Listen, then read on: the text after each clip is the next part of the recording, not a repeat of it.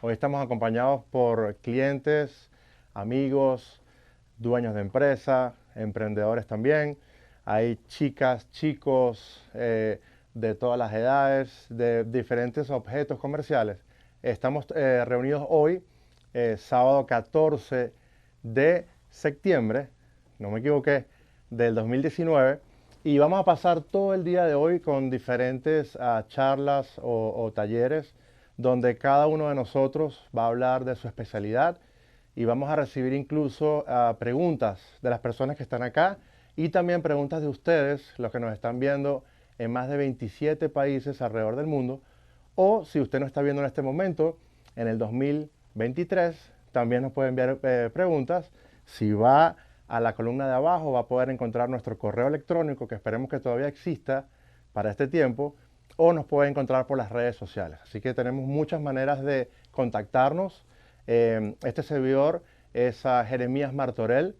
Dirijo una empresa llamada Martorell Office y también Martorell Media, y estoy súper contento porque hoy me están acompañando grandes amigos. La primera persona que voy a traer a esta sala es una persona súper especial, ya que aparte de los inventos que él ha logrado, está haciendo un gran impacto en el mundo.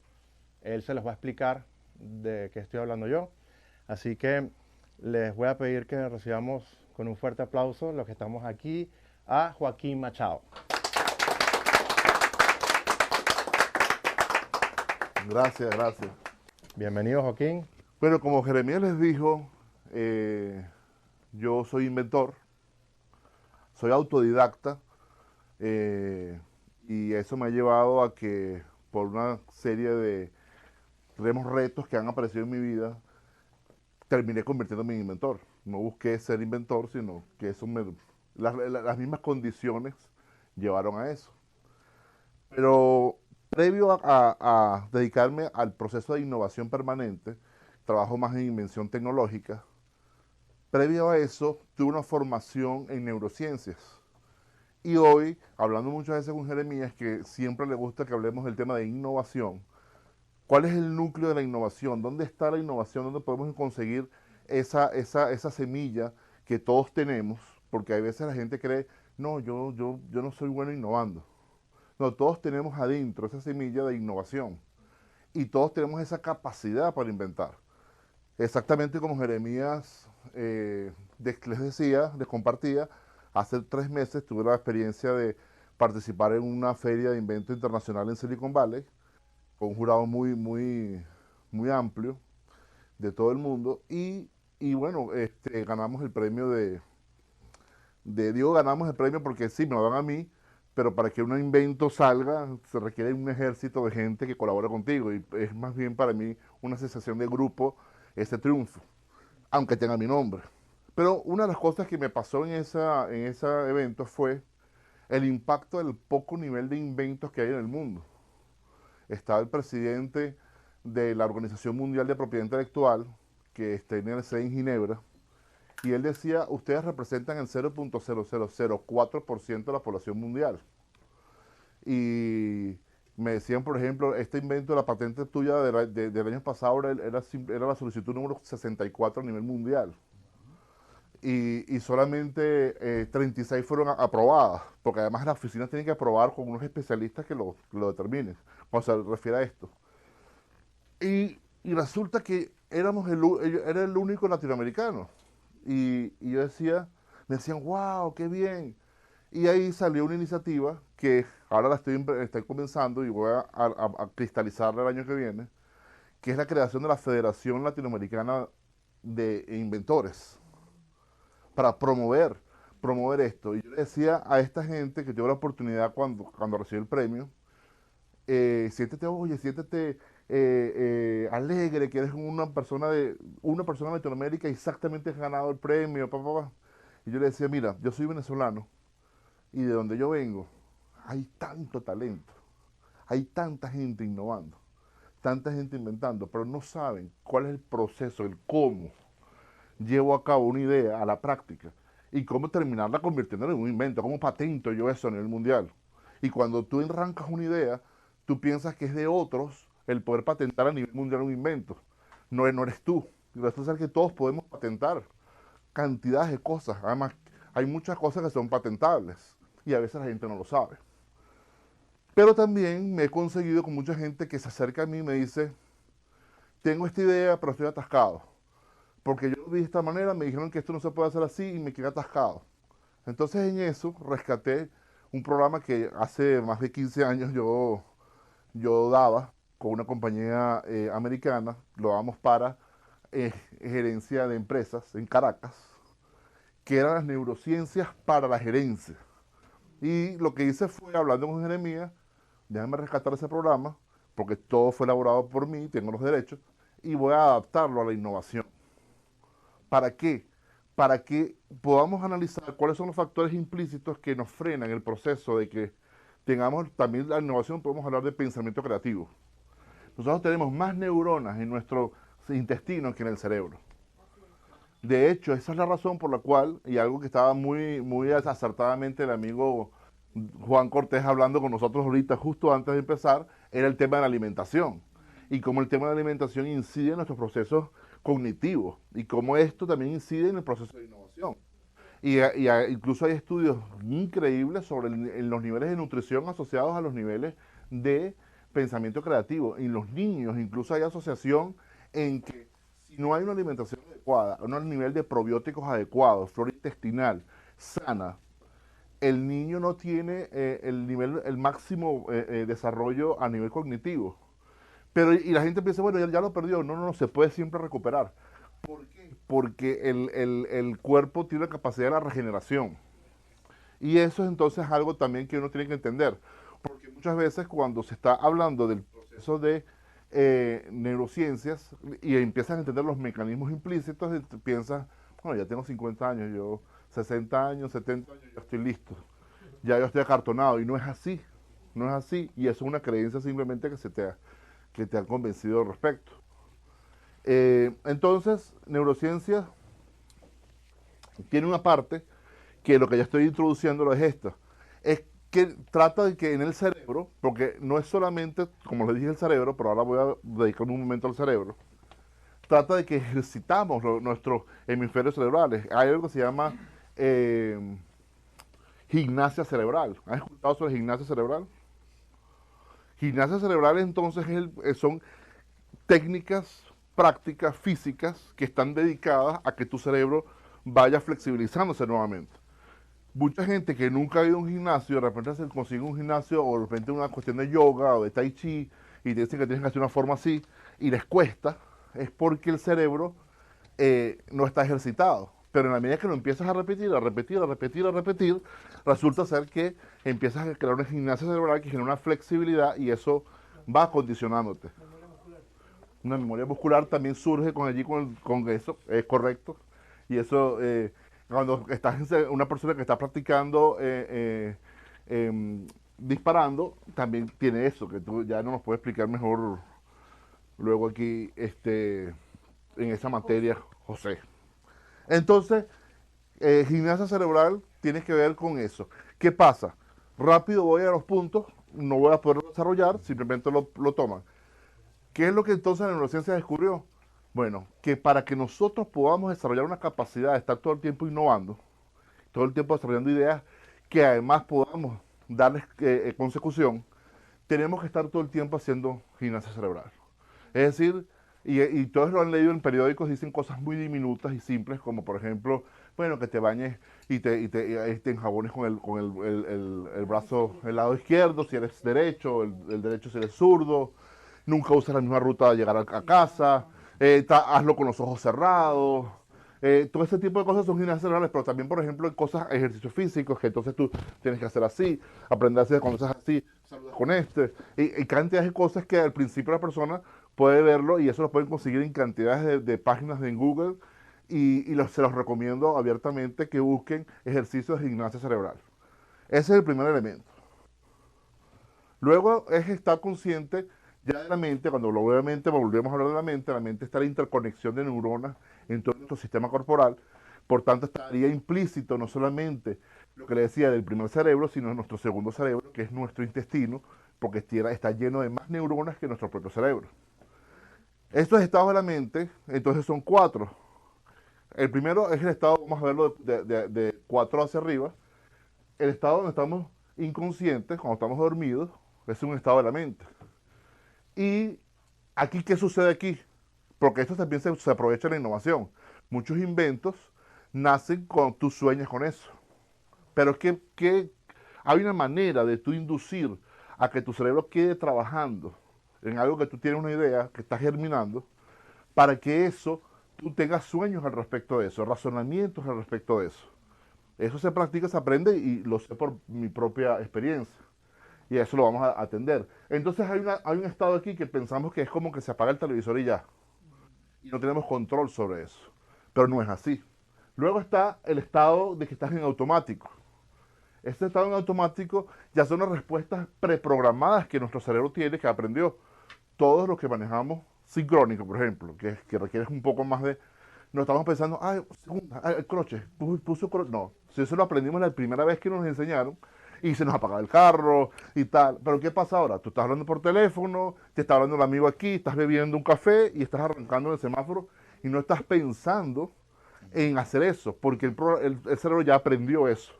Entonces vas en automático. El problema es que vamos en automático también en actitudes negativas. Entonces eso es lo que vamos a analizar. Luego hay un estado que es el de la observación. Muchos lo tienen apagado. Okay. Muchas veces porque no nos damos cuenta. Okay. Estamos tan identificados con nuestros procesos de pensamiento que nos perdemos en la capacidad de la observación. Mientras yo estoy hablando con ustedes, yo me estoy autoobservando.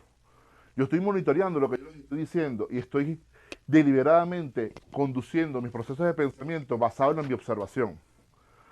Eso es una práctica, lo pueden conseguir en Google, muy fácil, no está asociada con ninguna religión ni nada, se llama mindfulness. Google, por ejemplo, hace mindfulness 100% de todos los empleados al arrancar la jornada laboral, al mediodía y en la tarde. Y 87% de las empresas de la Fortune 500 más grandes del mundo, hoy, en la última actualización que tengo de Mindfulness, que la tuve del Harvard Business Review, dice que el 87% de las empresas están haciendo Mindfulness todos los días. Mind, de mente, fullness. Mindfulness. ¿Ok? Implica un montón de técnicas, respiración. Sí. El mindfulness, la gente cree que simplemente es algo, no, es poner la mente en blanco. No, no hay manera que tú pongas la mente en blanco. Aunque tengas un derrame cerebral. Sí, no, porque no hay manera. Y mucha de la gente les impide entrar a la práctica de mindfulness o a hacer meditación porque creen, no, yo nunca tengo la mente en blanco. No, realmente la capacidad de meditar o de hacer prácticas de mindfulness, porque no tienes ni siquiera que cerrar los ojos, es la capacidad de despertar esta capacidad de la mente de la autoobservación permanente. Es observar con los pensamientos que vienen, los observas y siguen. Tú no sigues los pensamientos. Son como aves que pasan en el cielo. No los estás persiguiendo. Ellos pasan simplemente. Básicamente es vivir en el presente. Es correcto. Cuando estás en observación, entonces tú estás viviendo en el aquí y el ahora. Y el aquí y el ahora, entonces es el único tiempo además que existe en realidad, porque lo que pasó ya pasó y no es simplemente una memoria, un recuerdo, y lo que viene no lo puedes controlar completamente. Es decir, no sabes. Lo único que es certero es estar aquí. Y la única manera de que nosotros podamos desarrollar la capacidad completa de nuestras capacidades mentales es estando en el aquí y el ahora. Es por eso que los estudios dicen que estas empresas que están haciendo mindfulness porque aumentan su capacidad de enfoque, su capacidad creativa y su rendimiento laboral. Y más baja el nivel de irritabilidad de las personas. Porque tú estás irritado con alguien por algo que te hizo antes, en el pasado, pero no te lo estás haciendo ahora. Entonces, cuando tú estás en la práctica de estar presente, tú eliminas ese factor que te está perturbando, que es el del pasado. O la ansiedad hacia el futuro. Es correcto. O la ansiedad hacia el futuro. Entonces, eso es una de las cosas más importantes dentro de este proceso de integración de nuestra capacidad mental. Y luego está la participación creativa en tu mente, es la consecuencia de que estos tres elementos, tú tengas integración de estos tres elementos. Con gusto. ¿Por qué empezó del número 4 hacia el uno y no del uno al 4? Lo dice así por decisión en el momento de que generalmente la gente piensa que el estado dormido es como el menos importante. Y realmente la numeración no tiene que ver con un orden de importancia, sino con un orden didáctico. Entonces, por eso quise dedicar a eso, porque a veces me ha pasado donde la gente, sí, y el último que era dormirse, ¿no?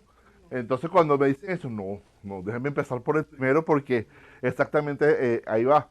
De hecho, vemos que muchos estados depresivos están basados también en muchos pensamientos recurrentes que se basan en muchos sueños recurrentes.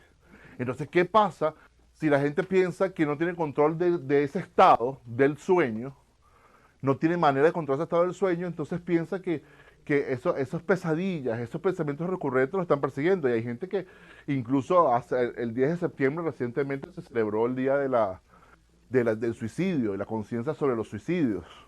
Y estaba viendo una publicación de Ismael Cala que decía que 800.000 suicidios se generan en el mundo anualmente y que uno cada 40 segundos. Y los pensamientos recurrentes y controlados llevan a eso. Entonces, ahora vamos a ver rápidamente, cuando pasamos de mente consciente a mente subconsciente. Vamos a ver la mente separada en dos aspectos. Según la neurociencia, la mente consciente es la conciencia creativa. Es donde tú estás pensando y sintiendo de manera consciente. Expresa una libre escogencia. Yo decido. Yo tengo que tomar una decisión. Cuando yo tomo una decisión, yo esa decisión la tomo conscientemente. Estoy ejerciendo la mente consciente. Coordino los razonamientos y la lógica. Cuando la gente dice, vamos a razonar aquí. ¿Qué es lo que me te están diciendo ellos? ¿Qué es lo que hay que responder? Hijo, un momento. ¿Verdad? Ese es un momento que tú estás ejerciendo la mente consciente. La mente subconsciente, por otro lado, regula las funciones corporales. Tú no tienes que empezar en respirar para respirar. Tu corazón está latiendo, todo está funcionando y tu mente subconsciente está encargado de eso.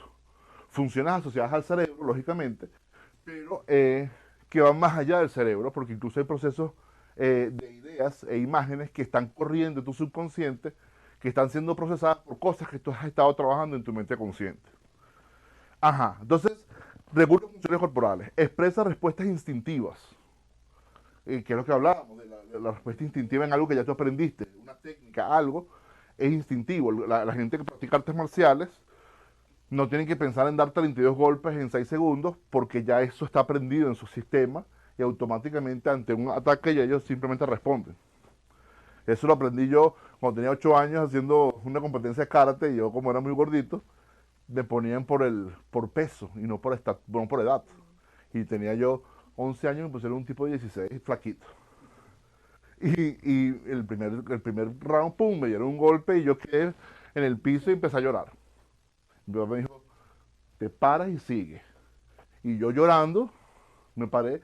Y cuando vino el segundo ataque, yo sin pensar hice lo que había aprendido. Y di 2 puntos. Y ahí fue donde yo aprendí, wow, sí, automáticamente desde ese momento entendí lo que era una respuesta automática, cuando estás entrenado. Entonces, esos son unos aspectos que dice la neurociencia, que hay otros. La mente consciente, grábense esto, tiene memoria de corto plazo. Tu mente subconsciente tiene memoria de largo plazo. Tiene una capacidad de registrar a largo plazo. Tu mente consciente está creando y experimentando todo lo nuevo.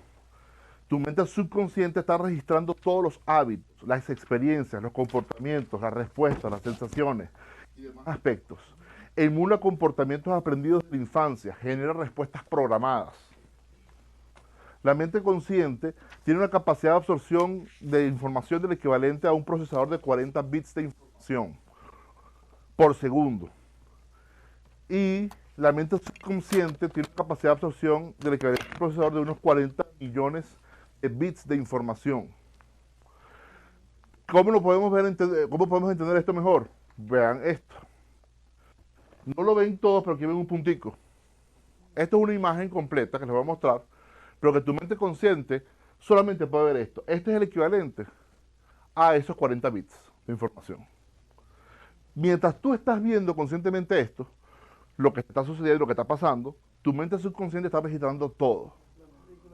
Por ejemplo, cuando yo estoy presenciando, cuando trabajábamos con estas neurociencias, hace 15 años en Caracas, gente que tiene trastornos postraumáticos y te pueden describir en terapia cosas increíblemente detalladas de todo el proceso, pero que lo registró fue su mente subconsciente en el momento. El niño que vive un trauma lo tiene registrado todo. Una emergencia, un tiroteo, lo tienen todo grabado. Entonces, esto es lo que está viendo tu mente consciente. ¿Verdad? 40 bits de información. Ese puntico. Ahora vamos a verlo esto es en píxeles, la equivalencia. 40 píxeles versus 40 millones de píxeles. Entonces, tu mente subconsciente puede ver esto, pero tú no estás sino consciente de este puntico. Y eso sucede en todos los aspectos. Entonces, ¿qué pasa? Hay un tema de que es la alimentación. Juan Cortés estaba hablando de la alimentación, pero entonces, ¿qué pasa con la alimentación mental? ¿Qué pasa con eso con lo cual tú estás leyendo? ¿Qué pasa con el tipo de programa que tú estás viendo? ¿Qué pasa con el tipo de noticias que estás acostumbrado a, a nutrirte todos los días? Tú te estás nutriendo y estás alimentando tu mente subconsciente con una cantidad de información que tiene un contenido, puede ser positivo, puede ser negativo. Los estudios de neurociencia, esto ha sido gran debate durante más de 20 años, pero al final todos llevan a lo mismo. La gente tiene un promedio de actividad diaria consciente del 5% y subconsciente de un 95%. ¿Por qué? Porque tú crees que cuando tú estás hablando, usando tu mente consciente, no necesariamente. Tú puedes estar hablando las mismas tonterías a tu papá, a tu tío, los mismos dichos de siempre, lo mismo que dice cualquier venezolano que tuvo que emigrar, lo mismo que hemos siempre, lo mismo, siempre está diciendo lo mismo. Estás echando el mismo cuento. Tú estás en automático. Tú estás en tu mente subconsciente, dejando que ella el show. Entonces, el 5% del tiempo es que tú ejerces esa mente consciente. Ahora, ¿podemos aumentar ese 5% a llevarlo a 7, 8, 10, 15? Ciertamente sí. Sin embargo, los estudios demuestran que puede llegar hasta un 25% de ejercer tu estado consciente. Pero la mente subconsciente tiene una función. Y ella de todas maneras va a llevar el show un 75% del tiempo. Entonces vamos a ver que cómo trabajamos nosotros con nuestra mente subconsciente para poder entonces realmente llevar el control del show y no ser objeto simplemente de nuestra educación o de nuestros traumas o de todo esto, la historia de la persona. Y ahí viene por eso que el concepto del ego, cuando las personas hablan del ego, tiene que ver mucho con la historia de mí, lo que a mí me pasó. ¿Por qué? Porque eso es lo que está en la mente subconsciente hablando. Yo soy y me comporto de la manera que me comporto porque yo sufrí esto y que tú no sabes. Eso es el ego. ¿Qué es el ego? Que esto es simplemente tu mente allí trabajando, racionalizando. No es lo que tú eres como persona, como ser humano. Por eso es que cuando tú vas a inventar, a innovar, uno de los problemas en la innovación es que la innovación no se da, por ejemplo, el premio que me dieron hace 2 meses era de nanotecnología. Ajá, entonces la invención de nanotecnología 2019 en Silicon Valley se lo dieron a un venezolano que no es nanotecnólogo. ¿Por qué? Porque así sucede en todos los inventos. La gente que inventa cosas en una industria viene de afuera. ¿Por qué? Porque no tiene las gringolas, no tiene la dogmatización, porque el problema de la ciencia es que la ciencia también se maneja como las religiones. La gente se dogmatiza. En la universidad yo aprendí que esto es así, no hay manera. Entonces tú vienes y le dices eso y no lo entiendes. Cuando echas hacia atrás te das cuenta que todos los inventos en la historia han venido de que hay gente que viene de distintas ciencias y se acerca a esta otra y dice, ¿por qué no hacemos esto así? Fíjense que el ejemplo que yo siempre doy, he dado en Costa Rica en una conferencia recientemente, era el tema del blockchain, que es el sistema de distribución, el sistema de contabilidad descentralizado más eficiente que vamos a tener en el futuro para toda la gestión de nuestra información. La gente cree que es criptomoneda. No, nació por una necesidad económica de que querían hacer una solución al problema de la crisis financiera.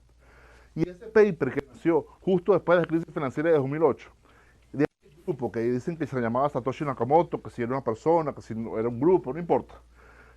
Pero eso que ha sido un gran movimiento, que lleva un movimiento de dinero ahorita de 300.000 millones de dólares en el mercado de capital de las criptomonedas, fue inventado por nerds que no venían del Instituto de Finanzas de Harvard, no eran economistas y crearon un nuevo paradigma que ahora la banca, Chase, JP Morgan Chase, todas estas están ahora adoptando como para poder empezar a utilizar blockchain como un sistema para el manejo de las finanzas a nivel intrabancario mundial. Ya está, ya eso se salió de los nerds, pero los que lo inventaron fueron nerds. ¿Pero por qué pasa esto? Porque la mayoría de veces la mayoría está sujeto a su mente subconsciente y pierde la capacidad de pensar creativamente, pensar fuera de la caja. Ha habido muchos libros de esto.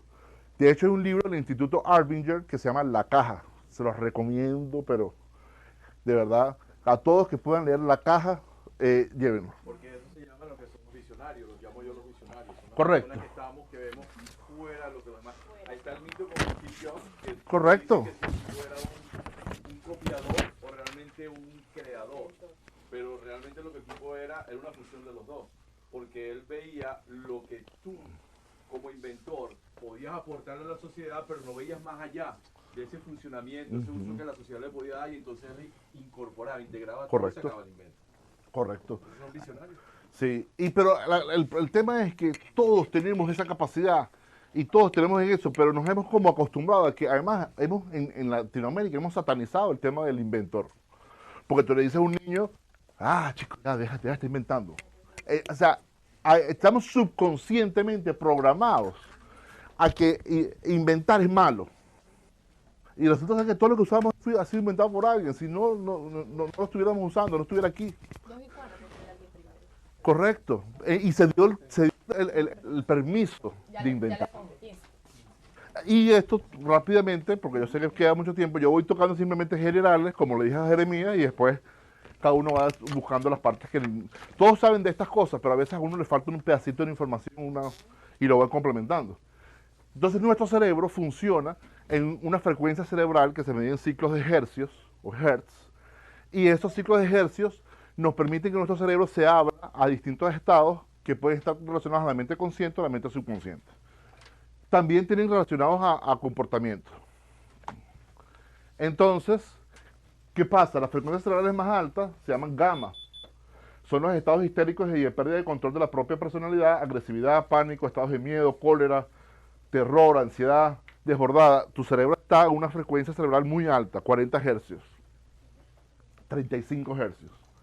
Luego está el estado normal, probablemente todos están ustedes aquí, salvo que tengan sueño, en estado beta, que es entre 14 a 30 ciclos por segundo, ¿verdad? Y eso es ahí donde estamos en razonamiento lógico, recuerdos automáticos, conversaciones habituales, autoconciencia. La mayoría del tiempo de vigilia transcurren en beta. Pues es su estado, es un estado que cuando estamos despiertos, nuestro cerebro busca esa frecuencia. Ajá. Alfa.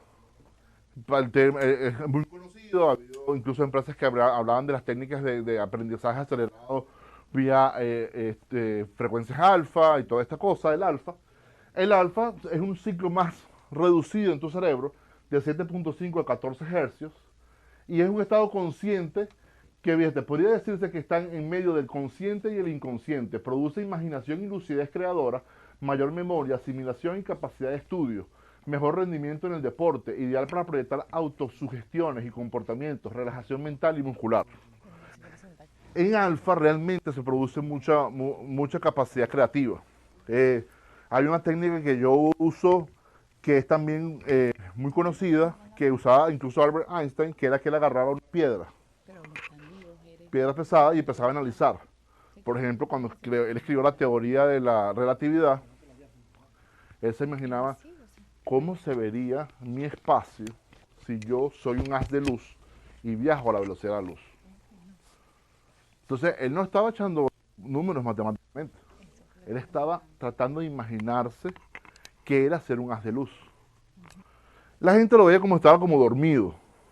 ¿Por qué? Porque sobre todo dice que mucho cuando iban en tren y él tiene una piedra en la mano. ¿Qué pasa? Que cuando él estaba pensando en eso, llegó un momento que se perdía y se le caía la piedra. Cuando se le caía la piedra es porque se quedaba dormido. Entonces él perdía ese estado alfa y entraba un poquito más hacia las cercanías del teta. Se durmió. Pero así él analizó y él así fue que elaboró los primeros bosquejos para después buscar esto matemáticamente es comprobable. Sí, y así se desarrolló la teoría de la relatividad. Ajá. Y así muchos inventores hacen eso. Entonces muchas veces cuando te dicen que es que tú tienes que estar, para estar tú produciendo, tú tienes que estar trabajando, tú tienes que estar, es como que activo, ya va. ¿De qué me estás hablando? Hay gente que se sientan, que su posición, simplemente el hombre está acostado ahí, su función es pensar, porque él tiene que pensar, él no puede estar con un celular que está llevando todo el tiempo a beta, beta, beta, beta, beta, beta, beta, beta. Entonces, eso es lo que pasa allí. Hemos también como convertido en que tienes que estar activo, si no, no estás trabajando. Pero ¿quién te dice a ti que tú estás? Es más, ¿quién te dice a ti si tú no vas a la playa y te pones a flotar ahí y ahí piensas, oye, ¿cómo es que es el asunto de esto que yo voy a resolver? Y ahí tienes una idea. Así es que se da eso. Así es que se da eso. De hecho, nosotros muchos inventos nacieron en la playa, bañándonos en la playa, nosotros vimos Aruba y de repente, oh, vamos a, mi esposo y yo, oye, sí. Pero eso no se me ocurrió a mí buscando en Google y investigando. No, entonces hay que tener cuidado con esto. Ajá, otra cosa, el estado teta. Ya que cuando estás en estado teta, estás en estado de programación. Entonces tú tienes, te sorprendido y tienes ahí puesto, no sé, la televisión de noticias y lo dejaste y te quedaste dormido. Ojo, tú estás alimentando tu cerebro, tu mente subconsciente con el contenido de eso. Porque tú estás dormido, tú estás en estado de programación. Amarillista o lo que fuese. Gritos, no sé qué. Hay cosas que, por ejemplo, se estudiaron, que cuando tú escuchas un grito, ¡ah! Un estado de alerta en tu cuerpo y genera una cantidad de emociones inducidas biológicamente. Ahora, ¿qué pasa si se quedó ahí toda la noche? Todos los sonidos que se están escuchando allí, el cerebro está procesando esto. Miedo, grabando miedo en tu cuerpo, grabando miedo. Angustia, grabando ansiedad. Correcto. Ajá. Y el estado delta es el estado esos pequeños niveles REM que tu cerebro alcanza cuando tú estás, que son como 4 o 5 veces en la noche, con muchos momentos, pero son segundos. Ahora, alguien me dice, yo tengo un sueño muy ligero, yo nunca llego a teta, porque hay mucha gente que puede dormir simplemente en alfa. Para eso, el cerebro, quiere decir que tu cerebro se ha quedado educado por televisión de fondo, por distintas cosas, a mantener una frecuencia muy alta. ¿Qué te puedo sugerir yo? Existe todo lo que es una línea de audios que han sido desarrollados en ciencia, en laboratorios, que es las terapias de ondas cerebrales.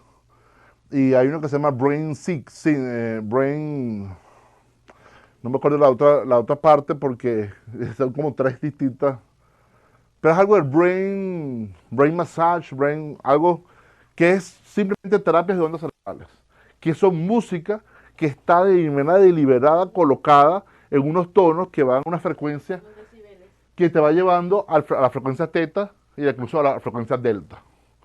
¿Ok? Eso es lo puedes comprar y los mejores son los que están certificados por laboratorios de sonido espectaculares, los puedes colocar en tu dormitorio, están sonando allí y eso va a inducir a niveles más profundos de sueño. Entonces, mente consciente, frecuencia gamma, beta y alfa, mente subconsciente, frecuencias teta y delta. Ese es el estado de programación. Cuando estás en desarrollo, el individuo, de los 0 a los 5 años, 6 años, básicamente su frecuencia cerebral está en estado teta, se está programando. Por eso es que dice que el niño no aprende de lo que le dijiste, sino de lo que tú hiciste. Es tu comportamiento porque él está copiando, bajando continuamente download la información a su disco duro. Está en teta. De 6 a 12 años estás en alfa y beta. Y luego de los 12 a los 17 años ya alcanzas beta y gamma. ¿Qué pasa? Que entonces, por eso que dice, mucho de tu comportamiento habla de tus primeros 2 años de vida. Que aprendiste, tu entorno, tu vida, todo. Entonces, esos primeros 2 años de vida están llenos de cargas emocionales. Si tú no reconoces que tienes cargas emocionales que atender, y eso lo puedes hacer por terapia tradicional, terapia alternativa, pero tienes que, así como tú vas a un doctor, a un médico, a un ontólogo, tienes que aprender a conocerte a ti mismo, decían los griegos. Correcto, tú tienes que reconocer que todos tenemos cargas emocionales, y esas cargas emocionales sabotean nuestros procesos cognitivos. Y lo peor, las cargas emocionales producen pensamiento lineal. Y el pensamiento lineal es el pensamiento que no te permite ver the big picture. Lo que estabas hablando sobre Steve Jobs. El pensamiento lineal es A lleva B y listo. Ahí quedo yo. Es la acción-reacción. Bueno, de hecho, los políticos mundialmente están llenos de ese pensamiento lineal. Por eso es un desastre. Porque todos están pensando en que yo hago esto y con esto yo gano los votos en la siguiente elección. ¿Por qué? Porque es pensamiento lineal. Solamente se puede crear, innovar, inventar cuando tú tienes pensamiento circular. El pensamiento circular es un pensamiento sistémico, más amplio. Entonces pueden buscar en internet pensamiento sistémico. ¿Cómo practico para hacer el pensamiento sistémico? Y cierro esto.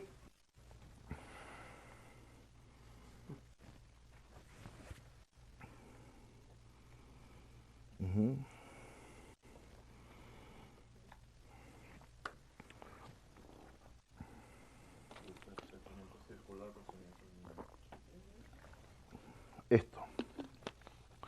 Cuando nacemos, se nos educa para que nosotros estudie, hijo, estudie.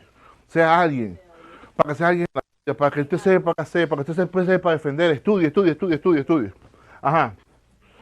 Se le da mucho énfasis al desarrollo profesional, al desarrollo social. Hey, puede que no lo hagas por la vía tradicional, te puedes convertir en emprendedor, eres autodidacta, no interesa.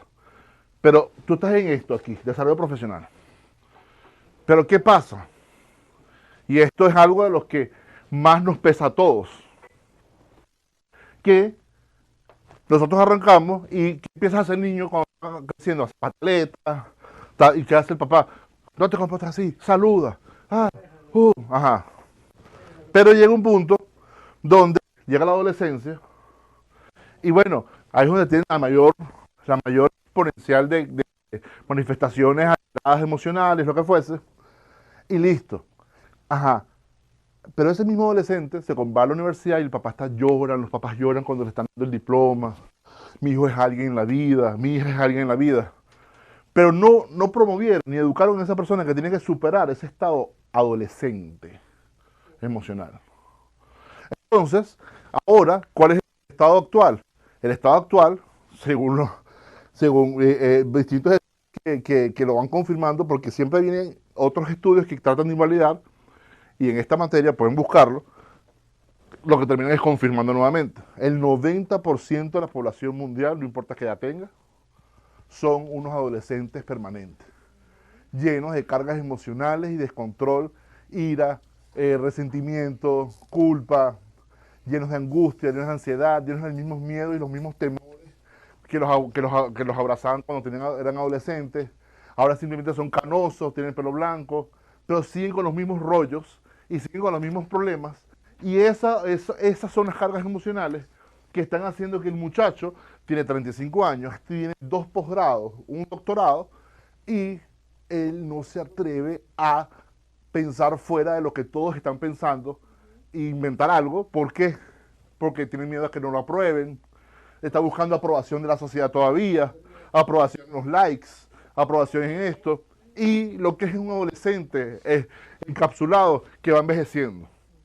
Entonces lo que nosotros tenemos que comprender es que la educación que nosotros tenemos que realmente formar en nosotros mismos y promover es una educación integral, donde la persona tiene que trabajar sus cargas emocionales y madurar. Entonces, solamente esos elementos son los que están frenando que nosotros tengamos continuamente acceso a nuestro gran potencial. Puede ser en arte, puede ser en ciencia, puede ser en lo que fuese, pero el potencial está allí, pero está atrapado en esto y en todos los elementos previos que di. Bueno, espero que les haya gustado.